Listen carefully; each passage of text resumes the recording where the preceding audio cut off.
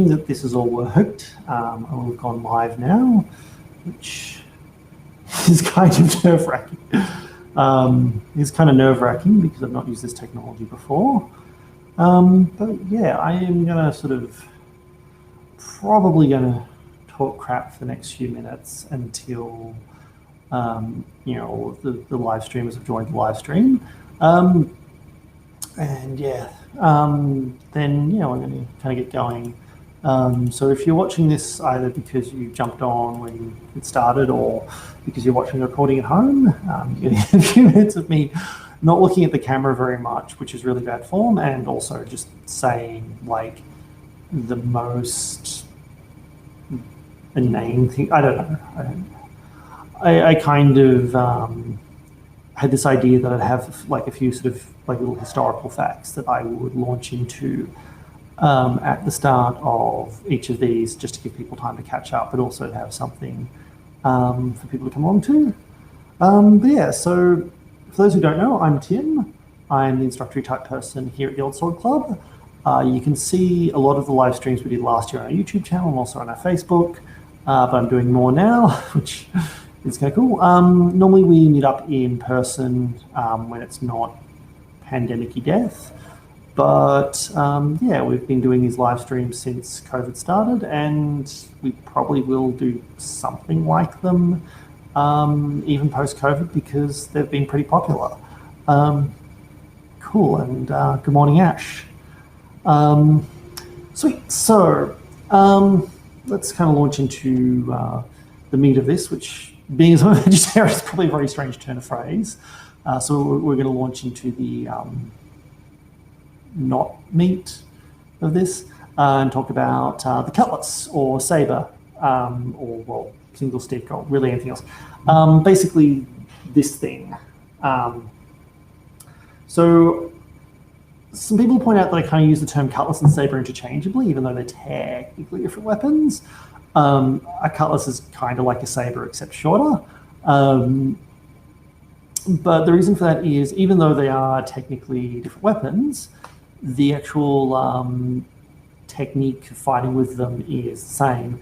There is a difference in tactics.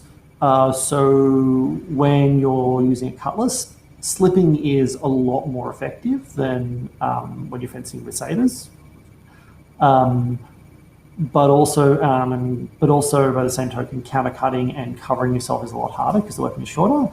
Whereas with a saber, slipping is not as effective, but you're much more able to countercut and to cover yourself. So there's a degree of difference. Although, the way I tend to approach fencing is I try and do the same sorts of techniques for everything. So this is going to be a little bit different to our previous live stream, where we've sort of broken up into sections just because I can't, or at the very least haven't worked out how to do that with the current software. But yeah, we will. But it's going to be continuous and it's going to work reasonably well otherwise. There will be a video recording of this that will go up. I just had someone ask in the chat via Facebook, and yeah, the videos will go up automatically, which is the other advantage of using Restream, which is the platform we're using now. Cool. So yeah, basically in terms of what we do, so here at the Old Sword Club we do primarily 19th century sword fighting, with major focus on cutlass and saber. We used to do epee, knife, cane, and occasionally other things like bare knuckle boxing, but bayonet, and occasionally we also do Viking Age stuff as well because I used to do a lot of that. The cutlass itself was kind of a significant weapon or for the British, because the British really valued the Navy, like really up until I think the Maori Wars, the British were very, all of their military heroes were naval heroes, or, from like the Middle Ages. But also the British had a domestic kind of fencing tradition of single stick, which is using one of these. That was very, very popular and very common, and it was seen as a very, very British thing, compared particularly to French fencing, which is very, very foil orientated, and also Italian fencing, which was again very foil or thrusting sword orientated. Anyway, let's launch into the technique. So, grab my glove, grab my sword, and let's begin. So, to start off with, let's look at how you hold the weapon. So, come up and get fairly close to the camera. So, this is a fairly standard hilt. There are kind of two ways to hold a cut and thrust sword in the period. The term broadsword gets kind of used as a catch-all. A heavy and a light grip. So for cutlasses, being a lighter weapon than most sabers, you generally hold it in a light grip. To make the light grip and so that my hand doesn't disappear against my waistband, I'm just going to take my glove off again. All you do is you run your thumb down the back of the handle. You then pinch with your pointer finger, this finger, along the other side, and then push the pad of it, and then use the pad of the finger here, this bit, to push it into the handle into the palm of your hand. And that will secure the weapon on all sides. You then do the exact same motion with the second finger, the root finger, just to really shore everything up. And then the little finger and the ring finger just kind of sit on the weapon. They don't actually exert any pressure until you cut. And one of the first thing you'll do when you cut to really get some impetus is you'll tense, usually I find the little finger, because that kind of gives you this sort of ripple of muscle tension that fires your sword forward. Once you form the grip, bounce the sword back and down in your hand, like up and down in your hand, because that will help you secure it and just naturally adjust it to a secure grip. How you grip the sword is going to be a little bit different. Some people have basically a hammer grip with the thumb point at the back. I have a very loose grip, so I have very long fingers. There's going to be a little bit of variation. Don't get too hung up on copying exactly. Focus more on securing the weapon tightly, because we really, really want to be goal orientated. Next, if you've got maybe a heavier weapon, heavier saber, maybe a stick, maybe like a Highland broadsword type thing with like a proper basket hilt that you can't hold in a light grip, you can make the heavy grip. So to make the heavy grip, you basically run the weapon down the palm of your hand along this axis. So you put this axis of your palm along the back of the handle. You take your thumb, you use your thumb to press the side of the handle into the palm of your hand, and use your pointer finger to push the front of the handle, this bit, into the palm of your hand. So you've secured the sword on all sides. You then do the same thing with the root finger as you did with the pointer finger, and then you just rest your ring finger and little finger on the weapon. The bottom fingers are not there for structural support for holding the weapon. They're there to basically provide a bit of impetus and to tense when you need to cut, when you need to act.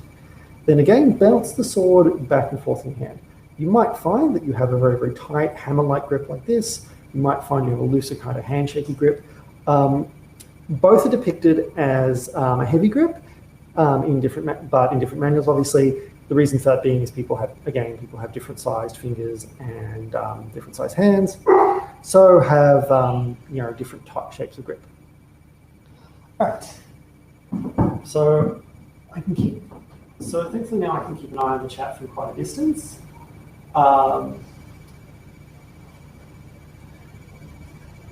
And so I can if anyone needs to ask a question, just ask either in or anywhere in the chat. That should bounce through everywhere.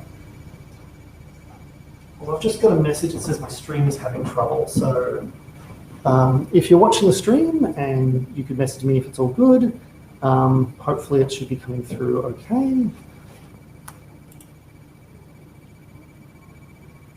All right, well, everything looks okay from my end, so hopefully that was just temporary. All right, so now, all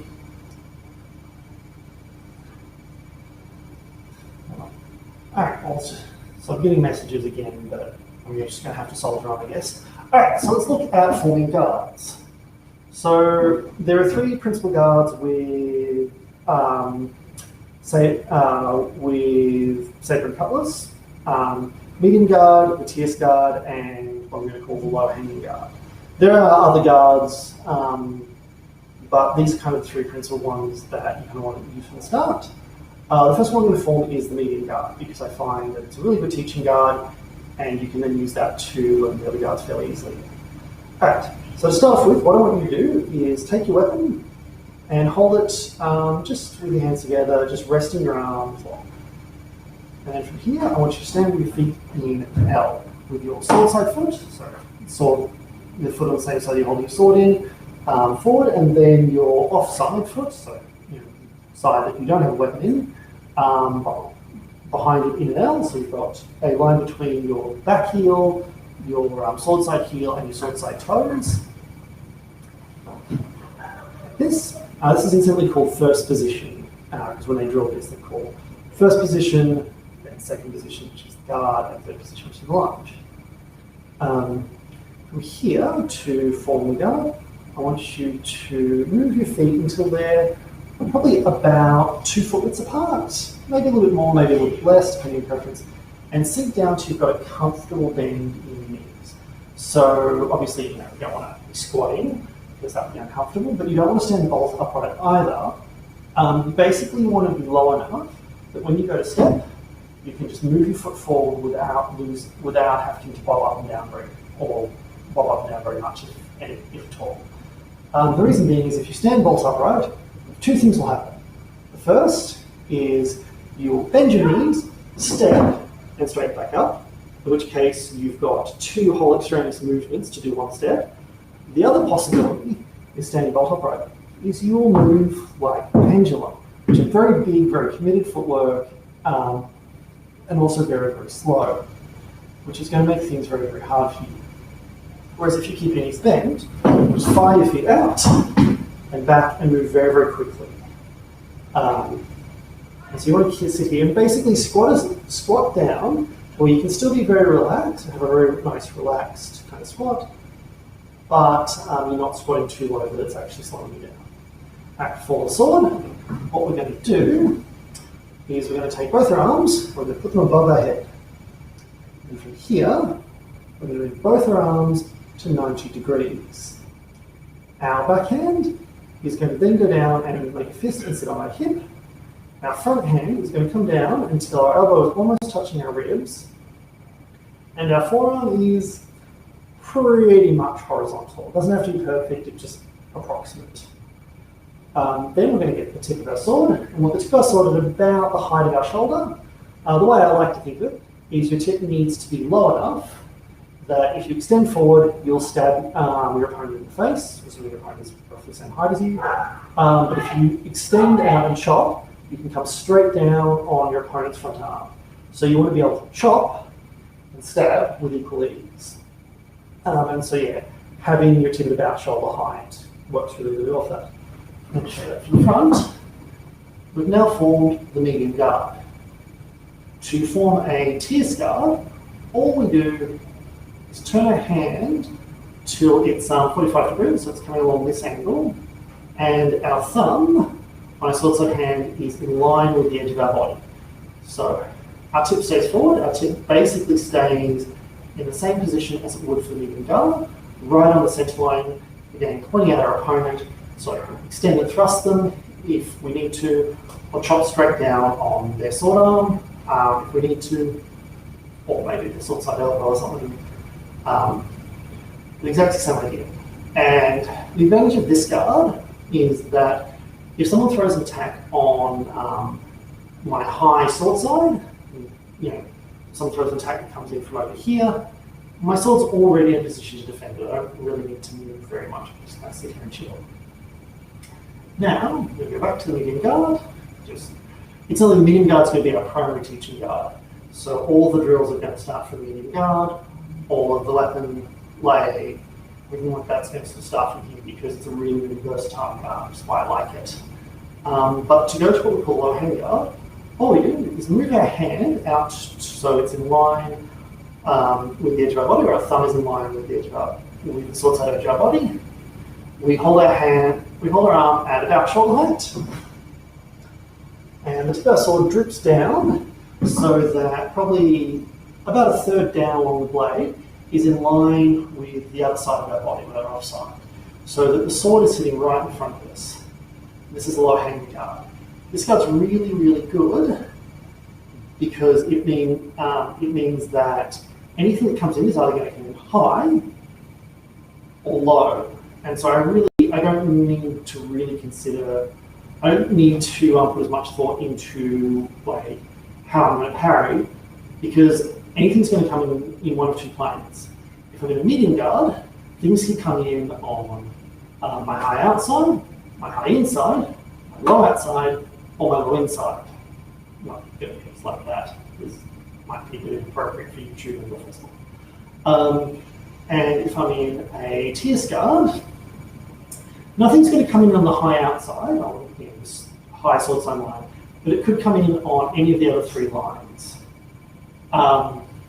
Whereas in a low hanging, if something's going to come at me, it's going to come either low or high. The disadvantage of this, of course, is that if my opponent is in any other guard, but particularly if they're in a medium guard and they're laying their sword on mine, any attack I throw will either intersect with it or will run off their sword, making it very easy to parry, or alternatively, I will have to withdraw my sword, in which case I give my opponent an opening to attack me.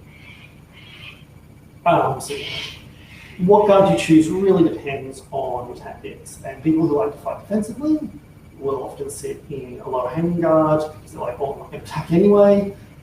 People who like to fight offensively will either sit in a tierce guard or medium guard, although tierce and medium are both very versatile, and particularly medium, which is the most versatile guard you can adopt, because you can use any attack and any defense equally well from this guard.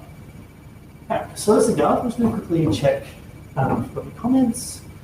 So that looks like a no, which means we can move on. I'm really loving my new setup, by the way. I used to do this all on my phone, so I'd have to stop constantly to check if something was going wrong or whatever was going on. But yeah, with this, I can just see the comments from here. So I've got like just a little TV, or like a regular TV that I'm using. All right, so let's start looking at, not quite cuts yet, but the precursor to them, which is the moulinet. Moulinet, which I'm probably mispronouncing, just means little windmill in French, because it's an exercise where you spin your sword, or you roll your sword before. And in fencing terminology, a moulinet is where you rotate your sword through a complete circle, either vertically or horizontally, to preface an attack. But in the British systems, they don't really do moulinets to attack. In most instances, there's a few where they do, but it's rare. But what they do use them for is as a warm-up exercise.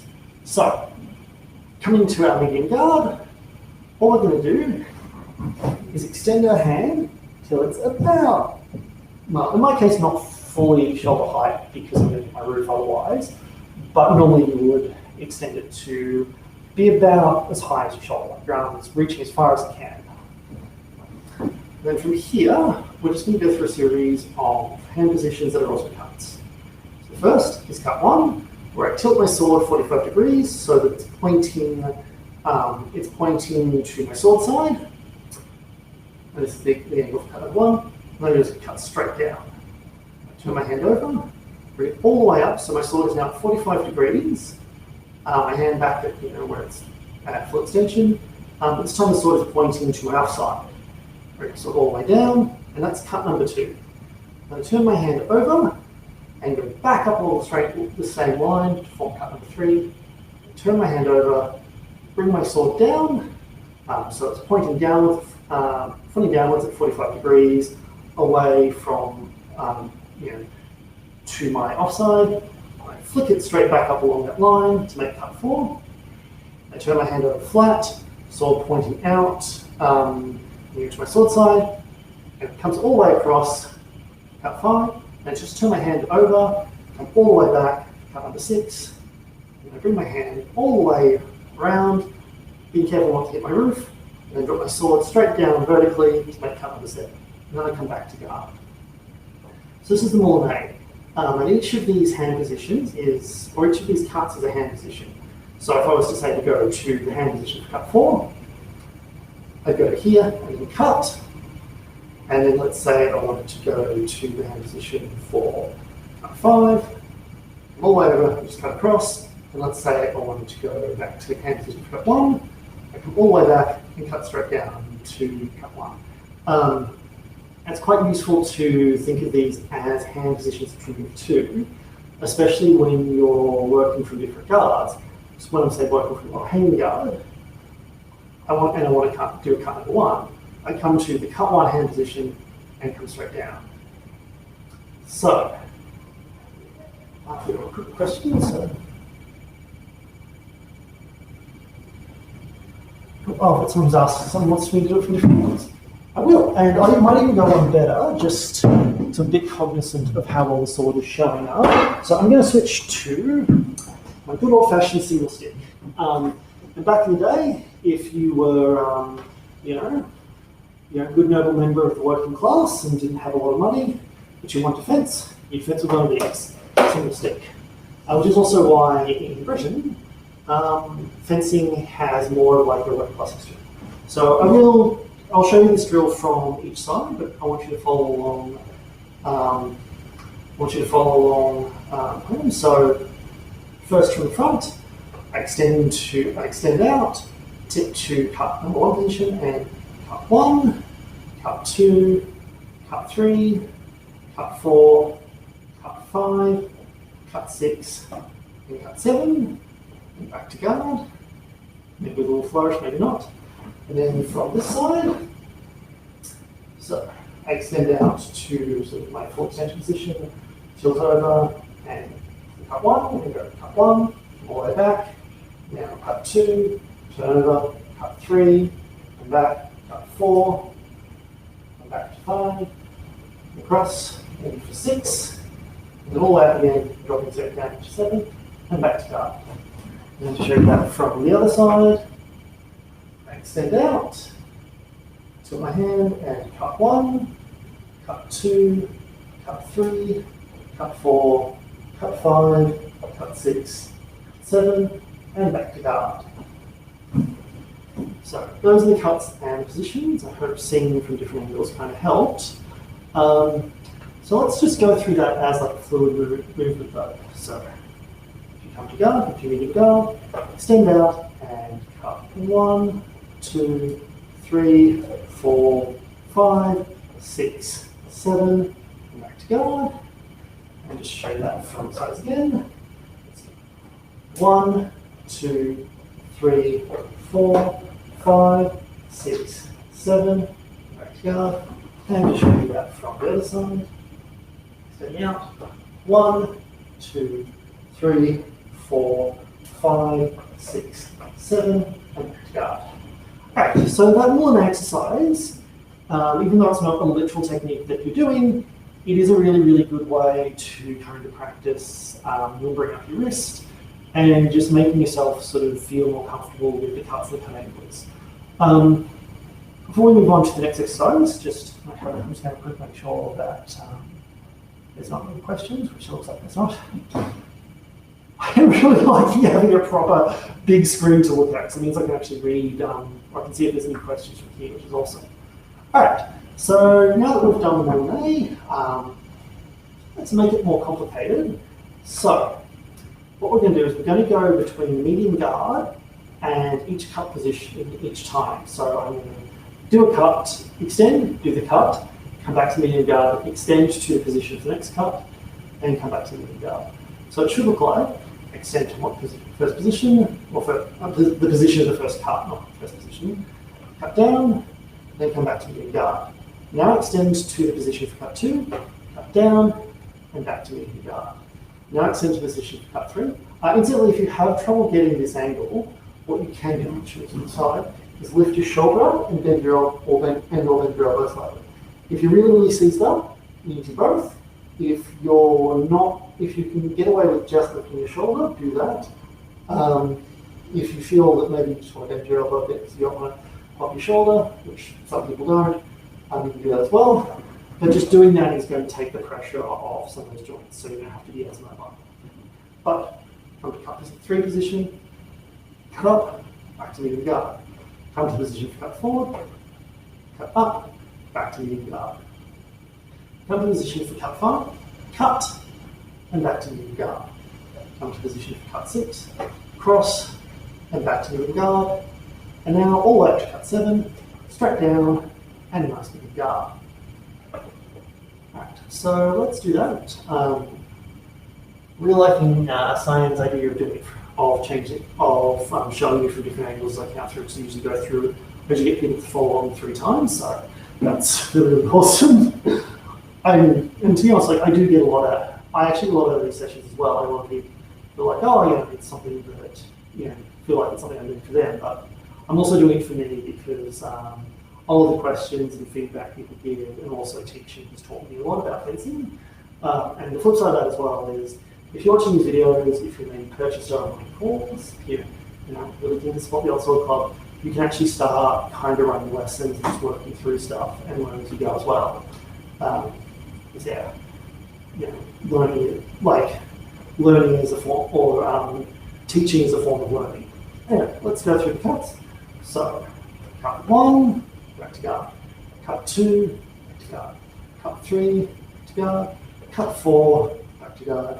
Cut 5, back to guard. Cut 6, back to guard. And cut 7, and back to guard. Now let's set up different angles. Alright. And so cut 1, back to guard. Cut 2, back to guard. Cut 3, back to guard. Cut 4, back to guard. Cut 5, back to guard. Cut 6, back to guard. Cut 7, and the roof is undamaged, so that's all good. And back to guard. Right, and from the other side. So, and 1, 2, 3, 4, 5, 6, 7. Cool. So that's how you do each of the cuts while standing. You're going to tend to do that motion, those kinds of cuts when you parry riposting. But otherwise, you're not going to just stand there and throw cuts. In fact, something that's very, very important with really any kind of fighting, but particularly sword fighting, is distance. If you're, if you can hit someone on the extension, you can hit them fast and they can reliably react. And that isn't to say that someone can't parry, like you can't sit at extension distance and parry shots, but you can't do it reliably. And if you're there, you are at really, you're a dice roll away from death. So you don't want to sit at extension distance. You actually don't want to be at your opponent's extension distance unless you've given them something to do, something to deal with that means that they can't attack you directly. And usually the thing you do is you're throwing an attack at them, which they have to parry, and so because they're busy parrying, then they're not really able to attack you. Speaking of which, let's look at lunging. So the principal attacking footwork in, well, really all 19th century fencing, and even to some degree in 19th century boxing, is the lunge. For those of you who've done like Olympic fencing, you're going to notice that the way I lunge is a bit different. There are a few reasons for that. And for those of you who've trained with me before, you're probably going to be like, hang on, Tim, you're lunging a bit different tonight. And there is actually a reason for that. The reason that I'm going to be lunging a little different to how I normally lunge is because the shoes I normally wear, which are flat-soled shoes, are in the wash. So I'm wearing a pair of combat boots which have a little bit of a heel. It's only like a centimetre of my feet off the ground, but that does affect how you lunge. Like, I find that the footwear that you wear does affect how you move your feet. Instantly in like Olympic fencing, there's this big discussion about what they call natural footwork, where rather than doing more traditional style of footwork that I teach, they do, I feel, is a more natural way to structure your body and move. But the thing with that is the reason why it feels more natural is because most people spend most of their lives in shoes with a slight heel, or in some cases quite a substantive heel. And the way we move our feet, like our actual anatomy, does change a little bit as a result. And I didn't get the hang of period footwork until I started wearing flat shoes most of the time and moving flat shoes most of the time, or a pair of Converse. Because, like even if I just put flat shoes on for fencing, my muscles still weren't used to moving that way, so I'd still act like I had little heels. Finish night. All right, so from a melee guard, we're just going to practice lunging with cuts 1 and 2 because those are the 2 cuts you're going to use the most. And I want you to focus more on the lunge than worry about the cut angles just for now. All right, so if I'm going to throw a cut number 1 on the lunge, first thing I do is extend my hand. I want to get my hand out there. I basically want to punch the shell or basket of my sword into my opponent's sword so that I'm kind of choking up their sword as I'm coming in. Extend, I want my tip high. Ideally, your tip is never going to move physically backwards. You're not going to do this. You're just going to rotate forward. In practice, your tip is going to move backwards a bit. Your tip never moves backwards as an aspiration, not necessarily a reality. But a lot of how we drill this is not literally how we fight it.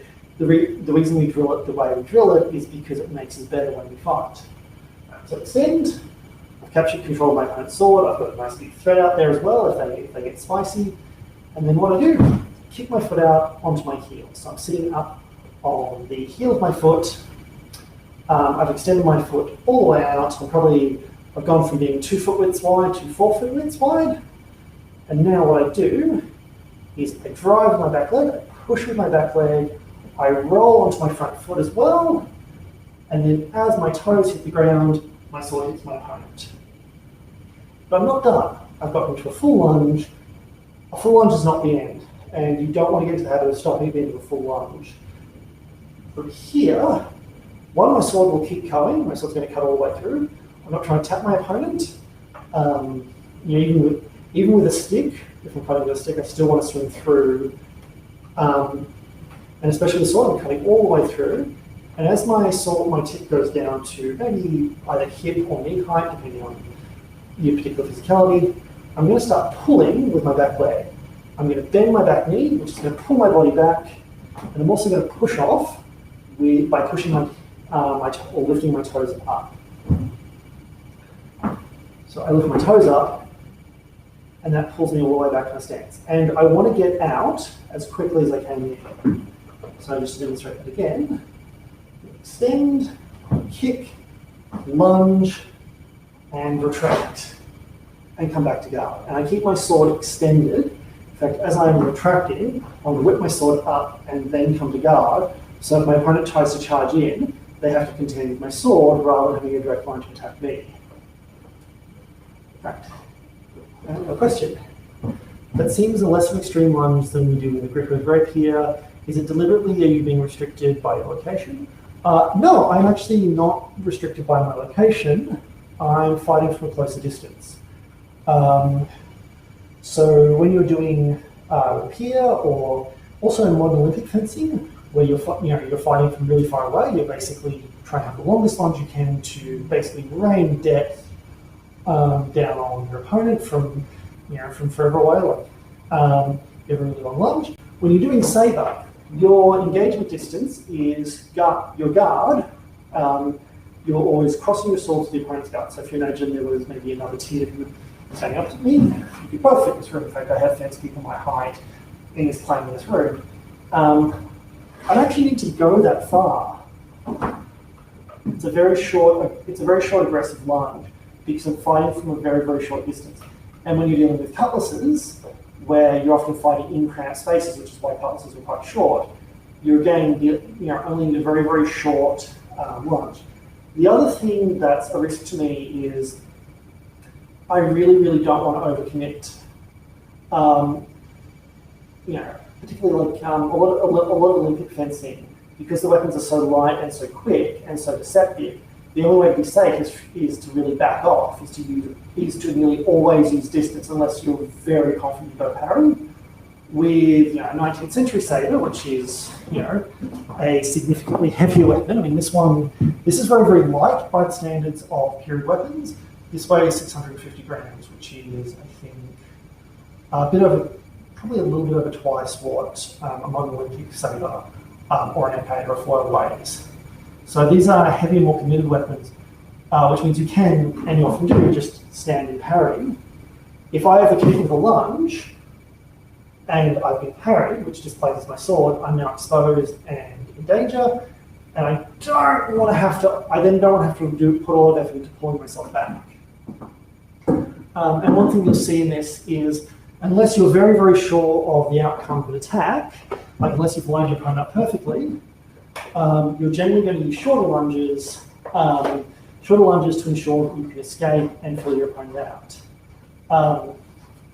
And you'll notice this, and if you ever watch like the swordfish tournaments or like the really kind of, the really big European and American saber tournaments, you notice that people fight for a longer range and then will only use their full lunge, use a really long ballistic lunge when they've really lined their opponent up. Alright. So from here, extend, kick, lunge, retract. Extend, kick, lunge, retract. Extend, kick, lunge, retract. Extend, kick, lunge, retract. I'll show you that from the front. So from here, I extend, kick out, lunge, and retract. Extend, kick, lunge, retract. Extend, kick, lunge, retract. Extend, kick, lunge, retract. Alright, so assuming you follow along, we've broken that down a little bit by numbers. Let's try it as a single fluid movement. And one thing you've got to notice, and I used to feel really, really awkward about this until someone pointed out that actually what I do is fine. As much as I only vaguely follow that order when I do a full speed lunge. My foot's going to start moving before my hand fully extended. But that's okay. The reason we break it down so much, we try and do it in order when we practice it. When you're practicing it statically, try and get that. So when we're bowing, we get close. We have the proper order where things kind of threat precedes target. Where I'm out and I'm slashing my opponent before they, without actually exposing myself to it. So I'm going to call lunge. We're just going to do cuts 1 and 2. And I'm just going to call lunge, and I want you to lunge. And I don't mind if you do cut 1. You can do cuts 1, 2, or 7. I don't mind. If you want to get spicy, particularly if you've done previous lessons with me and try some of the other cuts, you're more than welcome to. If you're particularly experienced and you know the darker secrets, you can even do cut number 8. All right. So I'm just going to call lunge. So everyone ready? Lunge, lunge, lunge, lunge, lunge, lunge, and lunge. Right. Now, to make things a bit more complicated, I'm going to do it for the front so you can see for the front, but I'm also going to call 1 or 2, and I want you to deliberately do a cut 1 or a cut 2. And although if you've done any lessons with me, they're kind of like, they would have practiced some of the other cuts, you can. I can't actually see you, so I don't actually know. Right. Right. So, let's begin. Right, and 1, 2, 1, 2, 1, 2, 1, 2, 2, 1, 1, 2. So throw the curveball, keep on your toes in. But that's lunging, so there's the basic kind of attacking footwork that you do with, well, any kind of weapon of this period. Certainly with saber and cutlass, but also with foil, with dueling sword or épée. It's kind of weird. Before World War I, they call it in the English-speaking world, they call épée dueling sword, And then after all, one just gets called épée because they just decide to use the French words, which I don't know what that says.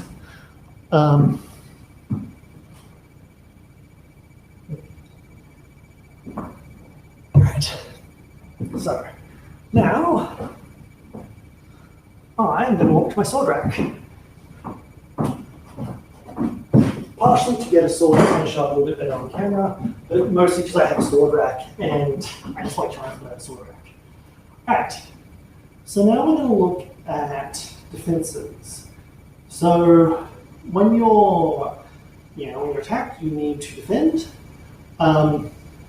Obviously, if your opponent throws a really wild, ridiculous attack at you, like they throw this big, meaty, damages the roof, upsets the landlord, cut at you, you can just countercut them and run. And we're going to do a lesson on countercuts in a month or two, about 2 months. I want to teach the basics of sword before I teach you how to deal with things that are not what we're doing, just because otherwise it gets a bit confusing. But if your opponent is throwing good covered attacks, you need to parry them. You don't have any better option. And so the two principal parries we're going to look at are tierce and quarte. Tierce, or I should say tierce as in tertiary, because it is 3, and then quarte or quarte, often spelled quarte but pronounced quarte for some reason, as in quarter. The reason being that when it comes to defenses and also hand positions, and you also use the term tierce for you as well, the hand positions are prime, which is first, second, I think that translates to second, don't know, tierce or terce, as in 3, quarte, as in 4, quinte, which is 5, quintuplets. In sabre, you very rarely use this hand position, but it's worth knowing because there are times you transition to it. And then 6th, so my palm is up like this, my thumb facing out, and my sword like that. Then 17, 7, octave, which is 8. These hand positions coming from French foil. But when it comes to parrying with cutlass or saber, or a single stick, or even a cane, any kind of cutlass thrust weapon from the period, the two most useful parries are quarte and tierce. So I'm going to start with quarte because that deals with cut number 1. And in earlier 19th century fencing systems, they actually refer to it as parry 1. The reason they change is so that you've got more versatile vocabulary, so you've got more versatile parries.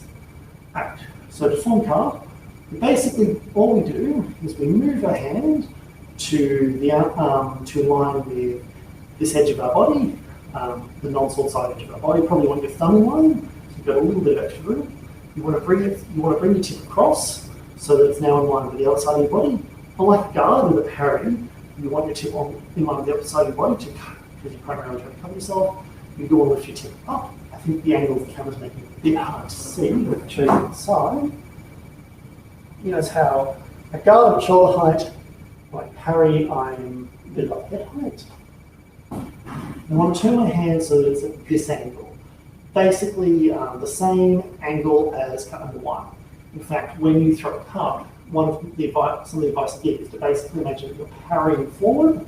So you're going to the hand position for parry, extending aggressively coming forward, and so that way you're covering yourself as you come in. The parry, you're parrying statically, just standing and parrying, which means your hand has to be a little wider, a little further over. This is the parry of quarte.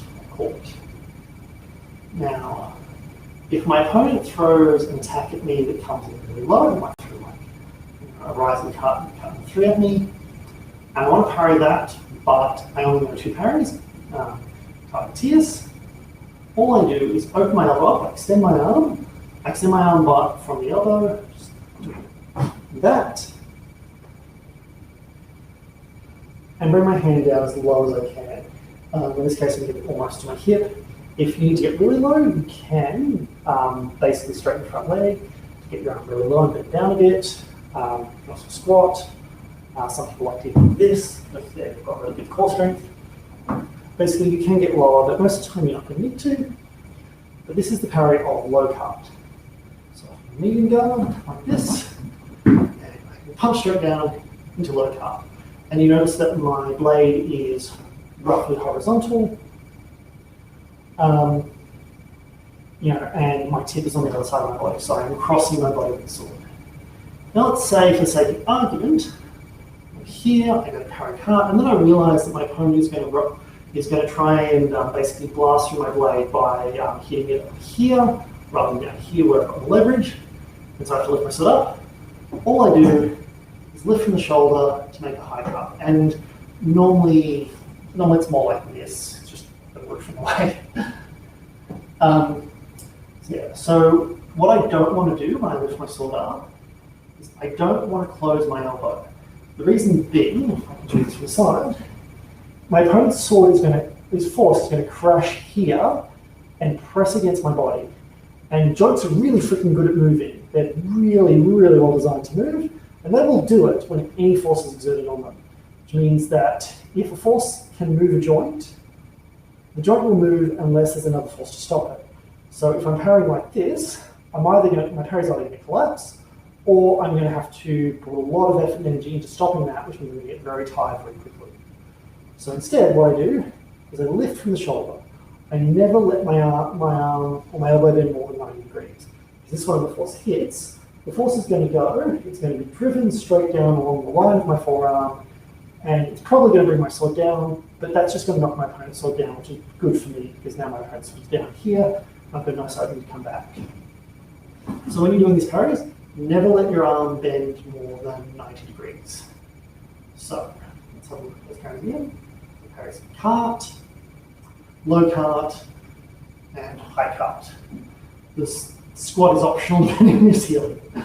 Alright, so let's practice going to each of those.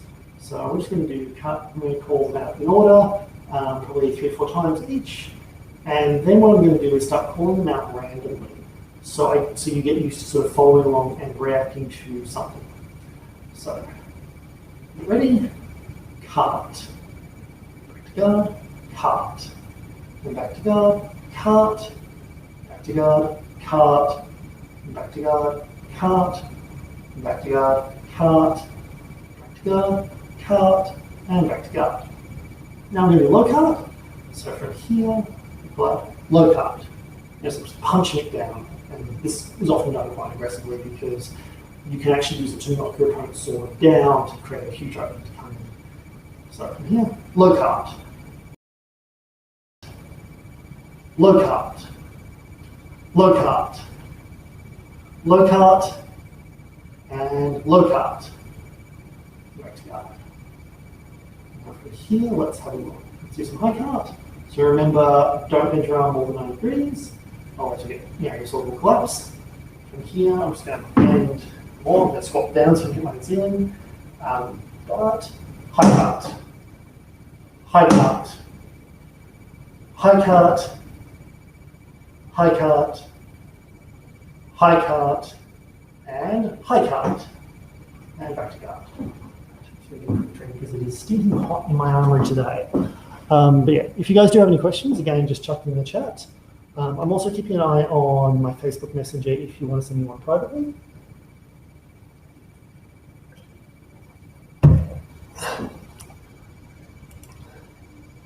So, looks like we're good for private. Alright, so let's look at the other family of parries, which are the tierce parries.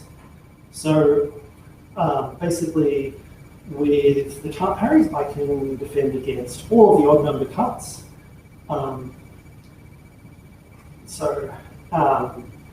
Defend against cuts 1, 3, and 5.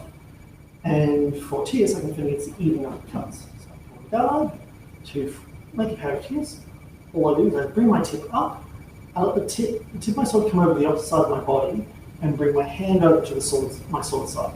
So basically, my thumb, or the top of my thumb, basically this bit of my thumb here, is in line with the sword side edge of my body. So here, if I pull my hands at the back, I would be touching, my torso with my thumb. I want my tip high. And my hand is at the same angle as it was for cut number 2. And in older systems of fencing, like the early 19th century stuff, as parry 2, because parries cut 2. So here, form tierce. Back to guard, form tierce. Guard, tierce. Back to guard, tierce. Back to guard, tierce, and back to guard. And then tierce.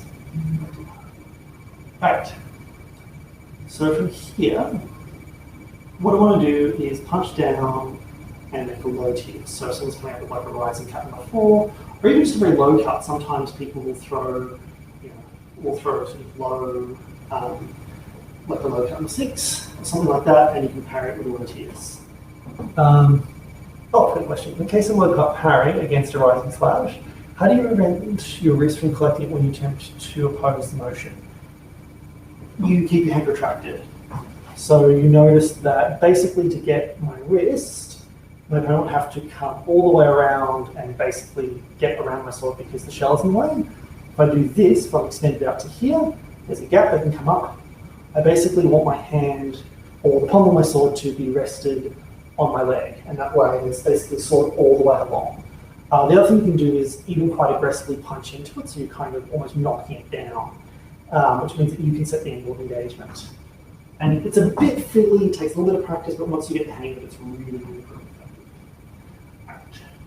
So, and the same rule with parallel tierce. Now my tip is on one side on my offside, my hand is on my sword side, my blade is crossing my body, and get my hand as low as I can. I'm basically smacking it down. The other thing that I like to think of when I'm doing this is I like to focus on punching basically the intersection of the blade and hilt into my opponent's blade. So I'm choosing where the sword, the sword impacts.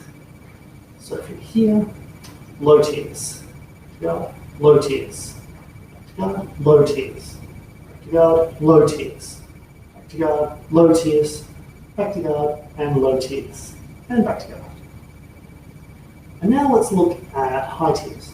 So same idea as high cart. I don't want to let my arm bend more than 90 degrees. I want to lift from the shoulder. I want, it looks a bit deceptive from the front, but from the side, you can see that I'm crashing into my roof.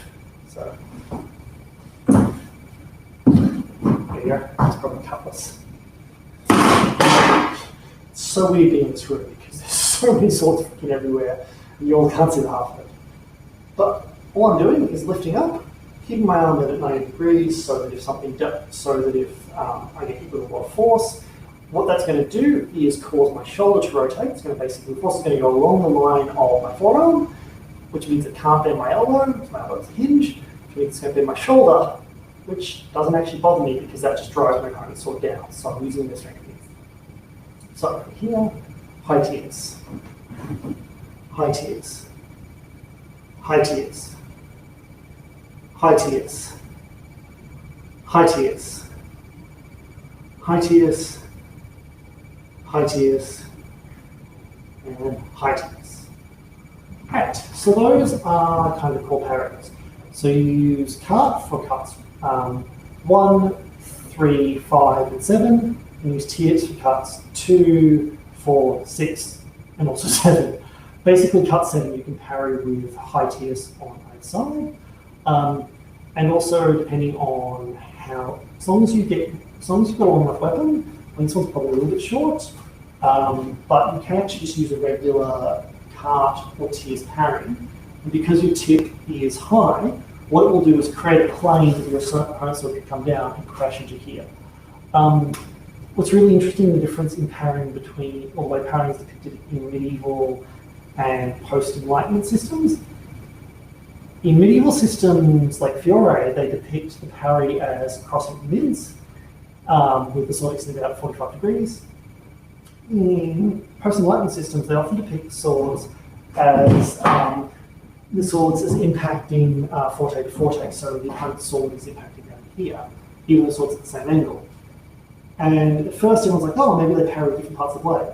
But then when you look at like bouting in slow motion, there's a lot of times when the swords actually impact up here, but because you've got the swords extended out at like a 45-degree angle, it's not sitting directly vertical, what happens is straight in.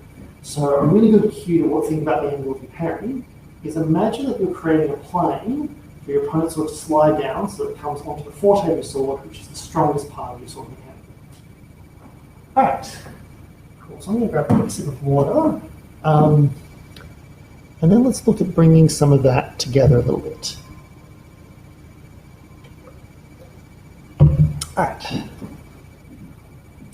So let's look at what to do or how to riposte. So there's going to be a lesson on this in a couple of weeks, like a full lesson. But I think it's really important to start thinking about riposting because, for me, when I fight with these systems, depending on who I'm fighting, against an experienced fencer, 9 times out of 10, when I hit them, it's with a riposte or a counter riposte.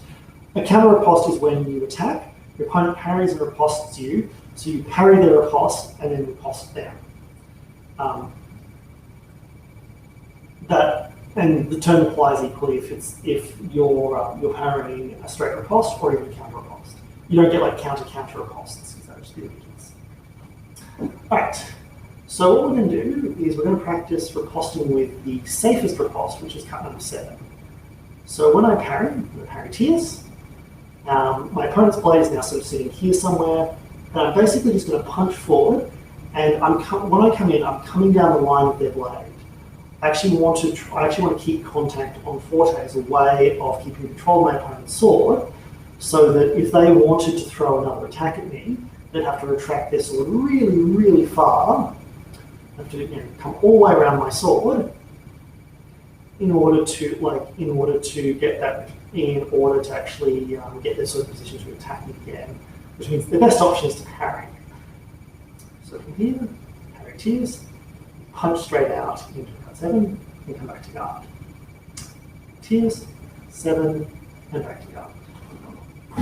This side, tierce, 7, and back to guard.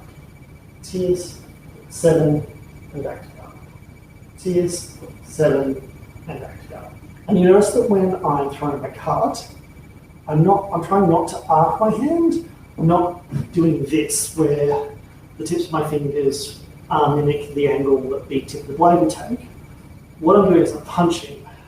Keep my hand very tight, and I'm punching. And one of the things I found when I started doing boxing, I started really punching with my cuts. And cuts got drastically better because they're meant to be short, aggressive, and punchy cuts. Which is something that a lot of foreign authors said of British sword fighting. They're very fond of these quick, choppy, punchy cuts. And also Richard Burt, who, although it was English, did not like British medicine. He thought the French was much better. Make sure from the side, parry tierce, cut 7. Tierce, cut 7. Tierce, cut 7. Tierce, cut 7, and tierce, cut 7. So I asked this a while back, where the tip should be. Basically, you want to keep the tip high, really until you've got to full extension. And I know this is aspirational. You'll notice I don't necessarily always do this, but I keep my tip high enough that I've still got power.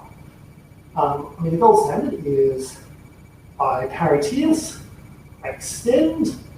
By the time I get to full extension, my tip is entirely vertical and it comes crashing down on my opponent. And because this is all done in a fluid swing motion, I've generated a lot of force and power. When I do it, usually my hand just stays at the same, my tip stays almost stays at the same angle until I get to full extension, but that's fine as well.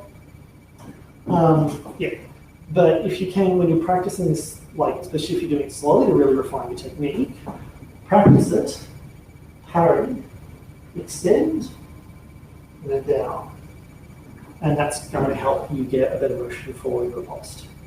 All right, so now let's look at the opposite side.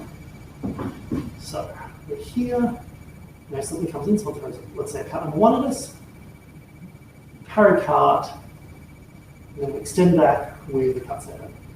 And so just a quick straight back, straight in, straight back. If you're very quick, you can catch your opponent. But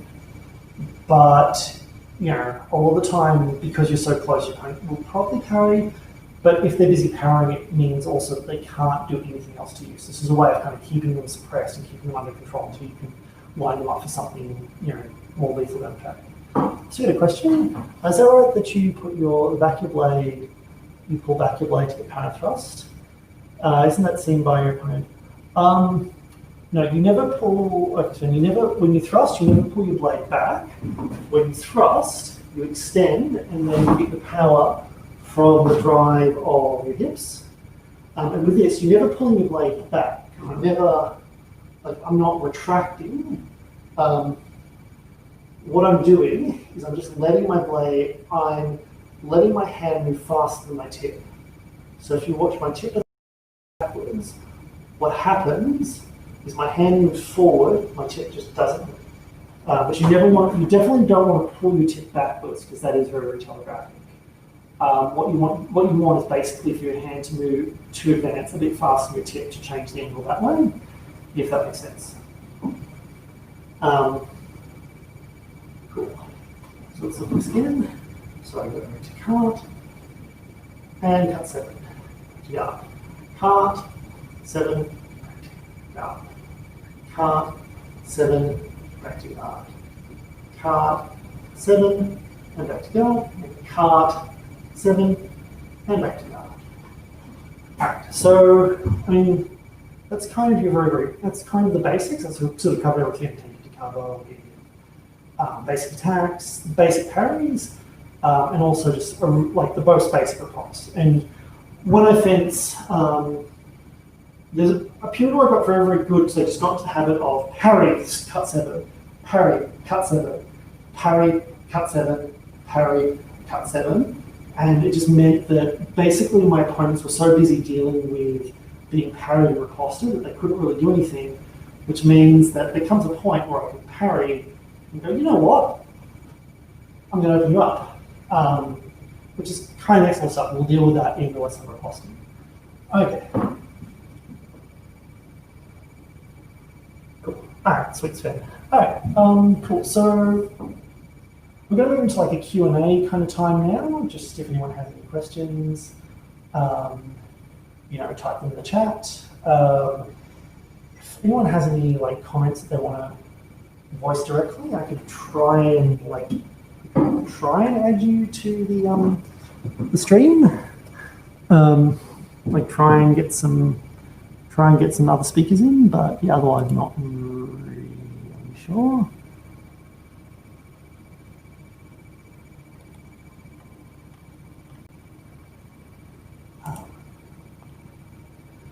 And yeah.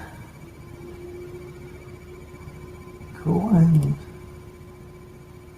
I'm just having a look at the event. And of course, there's a spam bot in the event that keeps trying to basically hijack our event, which is getting a bit frustrating. So I think next I'm just going to turn comments off everything. Cool. So Vicky said, missed it. The recording will stay up. Yep. So the recordings are going to stay up both on our YouTube channel and on Facebook perfectly. So yeah, once it's up, it's up.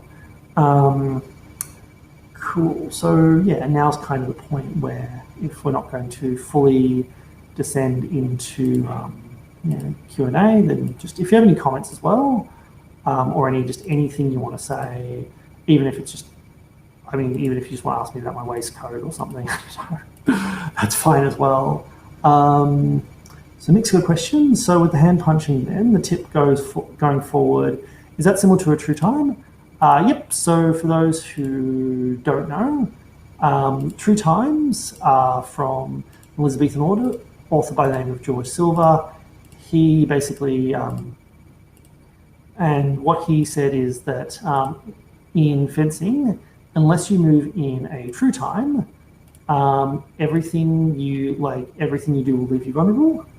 And that's why, for him, that's part of extending the sword first, where I extend and then go is in Silver's terms a true time. So Silver would say, a true time is either time the hand where I just extend, time the hand body where I extend and then lean.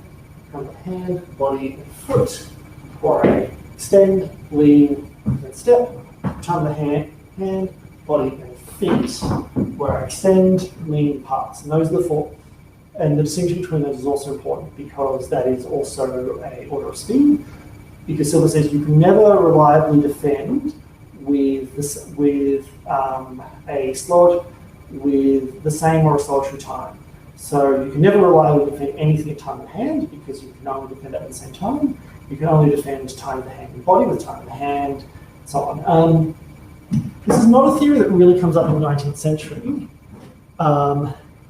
And the reason why it doesn't seem to come up so much in the 19th century, to my mind, is I have this theory that's because of bouting, because they're able to fence with they're able to fence with safe simulators. That true time just kind of gets rolled into technique because anything that would get you counter hit really, really easily, it becomes obvious in bouting. But in the Elizabethan period, where protective gear is really expensive, most people who are fencing are either doing it with very thin light sticks, which are not very much like swords, and what they're doing is not quite sword fighting, or if they are using blunt swords, they're going at a very slow speed, which means that there's abstraction built in. And you see this if you ever watch people who do a lot of slow speed bouting today, they'll defend with very, very big committed movements that you can't actually do at speed. Kind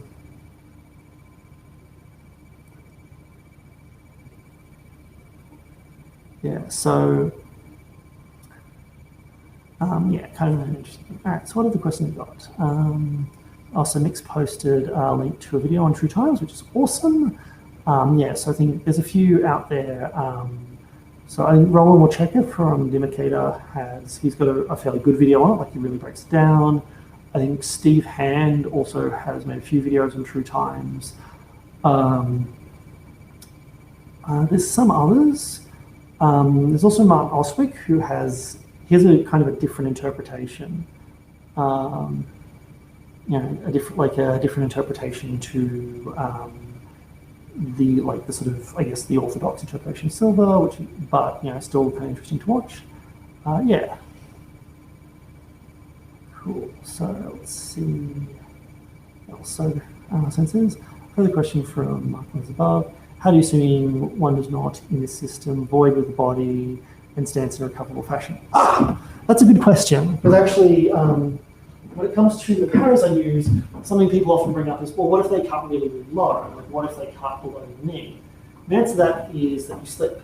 So if I need to defend my leg, well, really, if I need to defend any of my leg, but particularly the lower leg, I can slip. And there are two ways that this is bounce to first.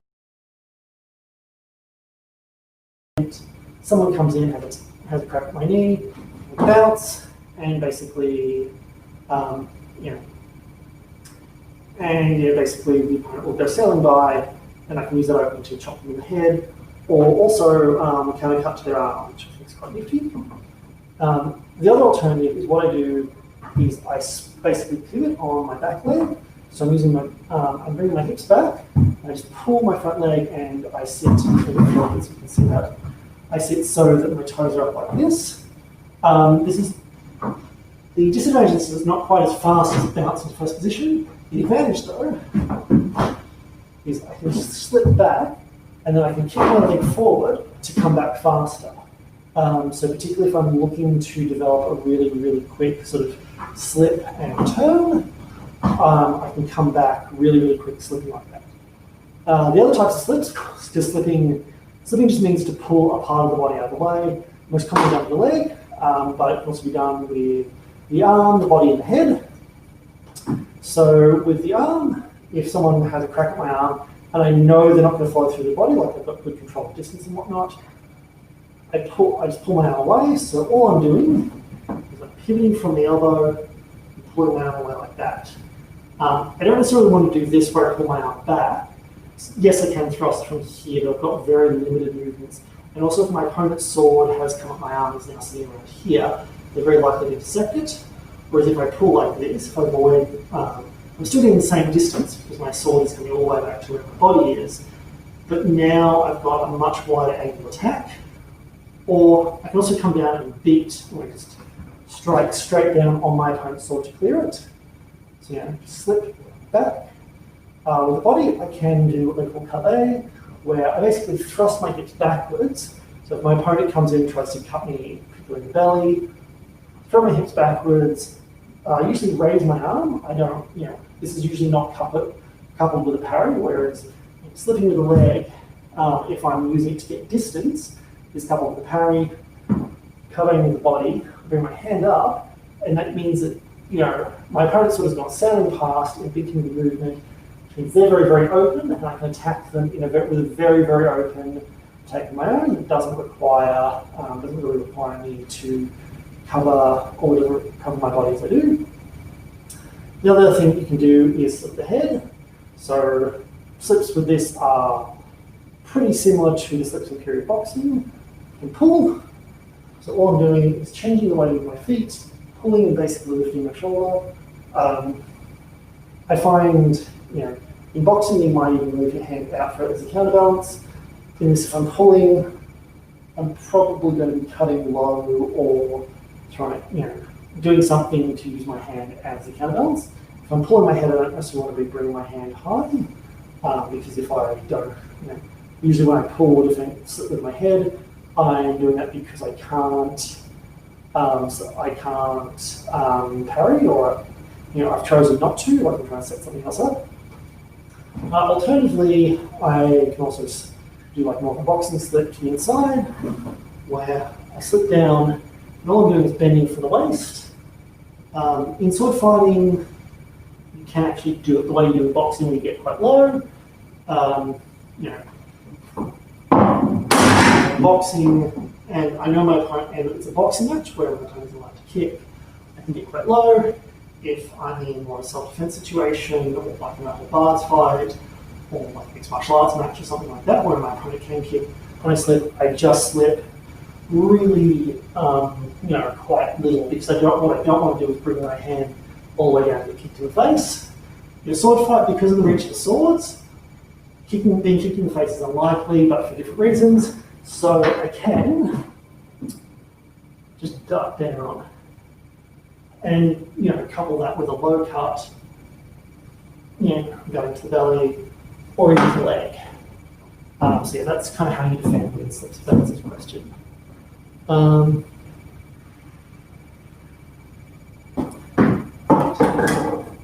Cool. So there are some body voids. Interestingly enough, just knock my single stick over. Interestingly enough, with the body void stuff, they're most of them you learn doing foil rather than doing rather than doing specifically in saber. But there's a whole heap of things that you can do in saber that you learn to do in foil, but they're not mentioned in saber manuals. And the explicit or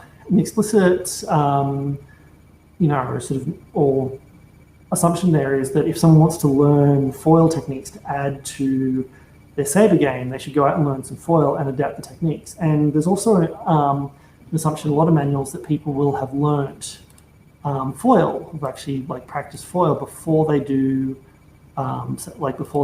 saber. So they actually know a lot of the saber techniques.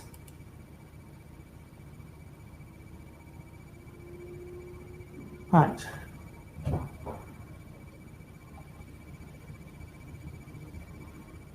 Cool. Right, so yeah.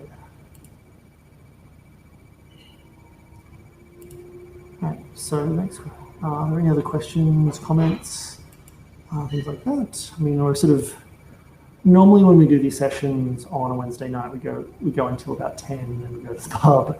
But half the session's bouting, and when I adapted these lessons, initially I was like, oh, I'll just do 2-hour lessons, and then that got really exhausting for me and really exhausting for participants. So we sort of just descended into chatting. I guess the one downside of using new streaming software as opposed to Zoom is that we can't actually people can't just interactively chat.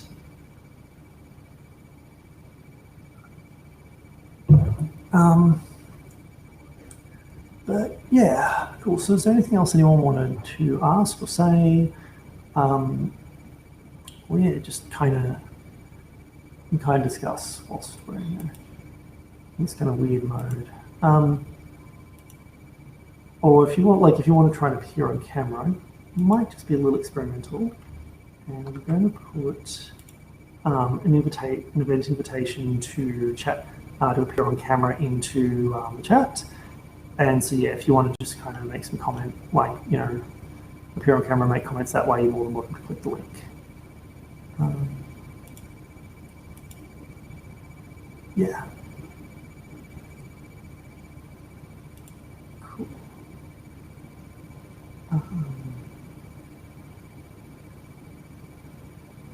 Yeah.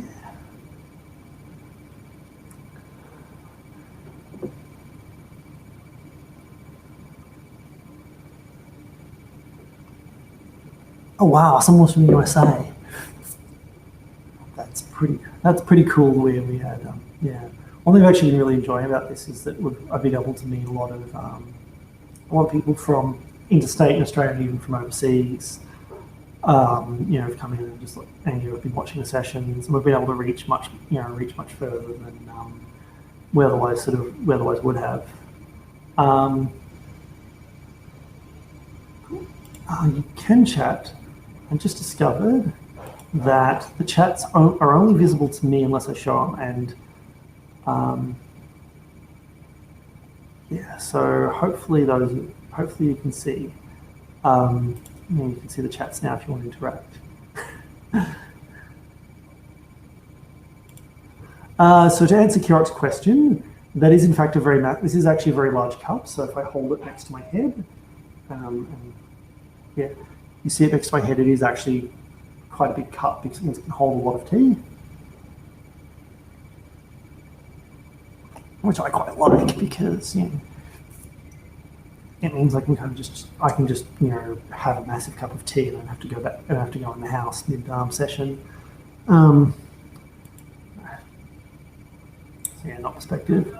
I've actually been one thing I've been looking into for hopefully post-COVID events is there's a few places around Sydney that do Victorian style tea, and so I was with any luck we might be able to convince one of them to let us go and do a high tea and sword fighting on site, which could be a lot of fun, and also get to do some sort of dress up in a kind of steampunky kind of way, bust out our waistcoats. For those wondering, it's not just because I couldn't be bothered getting changed from work, but also last year we were doing, we had our first guest presentation from Anna Coates on mounted combat. Anna rocked up just really immaculately dressed, and previously I just rocked up to these in just a t-shirt and jeans. And then Zoe, my partner's Tim, you have to go and put a waistcoat on. You can't let Anna outshine you. And so I quickly ran and got changed. And, nice dress shirt and waistcoat and blah, blah, blah. And that's why I've kind of done my best to kind of be a bit more dapper with these things. I think Anna still did manage to outshine me though. He's a very, very well-dressed man.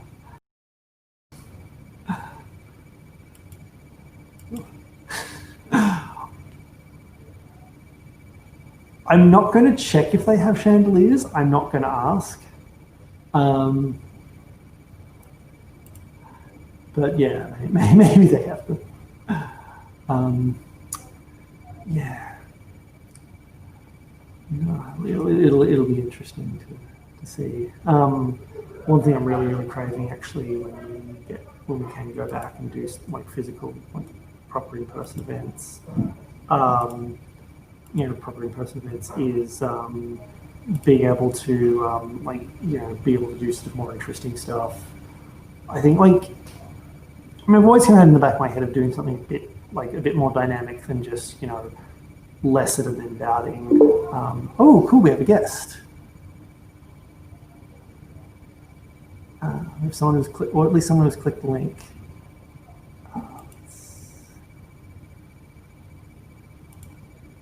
Hello, guest. All right, so I'm just going to wait for the guest to come through, but yeah, we'll see how we go. I think you might have to enable camera and stuff. But that's cool, because one thing I was really, that works. One thing I was really worried about with this was that we wouldn't actually, we wouldn't be able to chat or to actually interact, which is a lot of why I started doing this. Was not, all the online lessons was not just to kind of keep lessons going, but also because I really miss socializing. So yeah, kind of nice we can still do that. Right. Oh, you're welcome, Simon. Yeah, I'm glad you enjoyed the lesson, and I'm glad I was able to answer your questions. So yeah, so next week, what are we doing next week?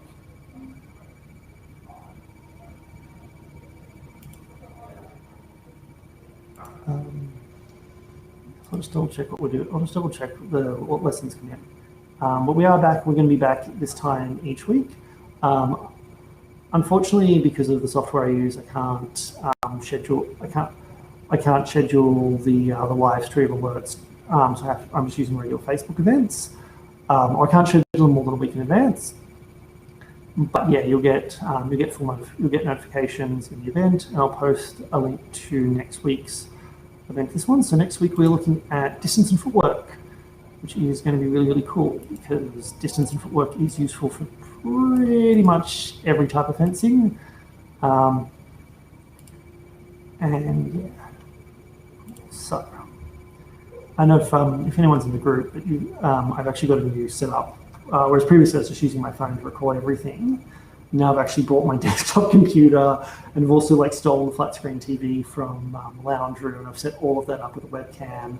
And yeah, it's kind of excessive, but it's good. Alright, cool. Alright, well, we might, yeah. Unfortunately, we can't really just descend into chats because, from here, because everything is still recorded. I'm just gonna see if there's a way I can stop it being recorded but keep it on air. And yeah, if I can, then we'll keep chatting for a bit. If I can't, then I guess we're just gonna have to end it here.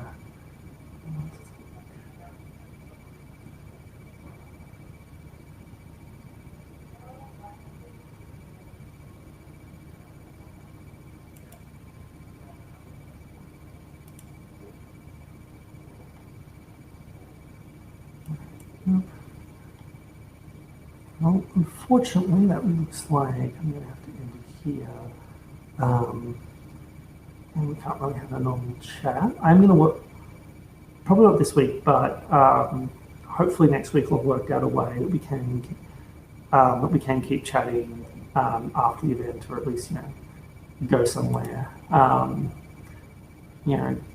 Go somewhere, have a beer, that kind of, or the equivalent of going to the pub after fencing. But anyway, thank you everyone for coming. I hope you enjoyed as much as I did. And yeah, I'll see you all next week.